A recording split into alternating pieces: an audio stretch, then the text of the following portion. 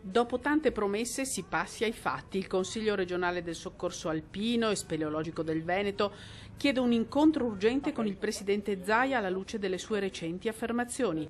Dopo 60 anni di soccorso in montagna e in grotta, ha detto il governatore, è giunto il momento di dare definitiva istituzionalizzazione alle istanze dell'associazione.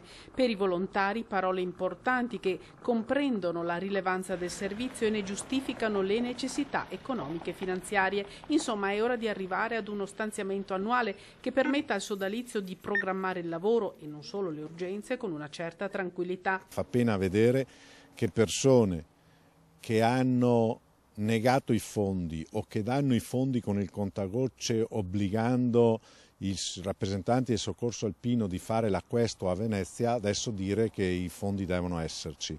Se ci avessero ascoltato i fondi sarebbero stati messi a disposizione subito per tempo. In fondo si tratta di applicare una legge regionale esistente che risponde alle necessità dei territori, delle loro comunità e dell'utenza turistica. I tempi stringono, l'incertezza resta, la situazione va sbloccata, così non fosse il soccorso alpino sarà costretto a indire un'assemblea regionale straordinaria per assumere le determinazioni del caso. In passato si era già arrivati alla minaccia di sciopero, l'auspicio è che non si debba arrivare a tanto anche questa volta. Se non ci fosse il soccorso alpino meglio, se non vi fosse più stato il soccorso alpino, perché saremmo stati costretti a chiudere, ne avrebbe risentito il territorio, la comunità e ovviamente l'utenza turistica.